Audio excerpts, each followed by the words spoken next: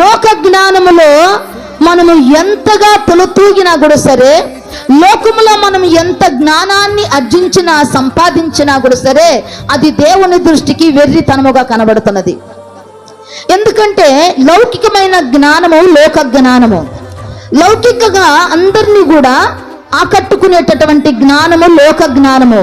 కానీ దైవ జ్ఞానం అనేది దేవుణ్ణి సంతోషపరిచేది, దేవుణ్ణి ఆనందింపచేసేది, దేవుడు మన యందు ఎలా ఆనందించాలా అని ఆలోచించేదే దైవ జ్ఞానము. అందుకే ఆ జ్ఞానాన్ని బట్టి దేవుడంట సంతోషిస్తున్నాడంట. నేను బలిని కోరకటం లేదు, కనికరాన్నే నేను ప్రేమిస్తున్నాను. కనికరాన్ని కలిగి ఉన్నటువంటి దేవుడు, కనికరముతో మరి అందరి వైపు చూస్తున్నటువంటి దేవుడు, ఆ కనికరాన్ని చూసి దేవుడు ఇష్టపడేటటువంటి దేవుడుగా మనము చూస్తున్నాం.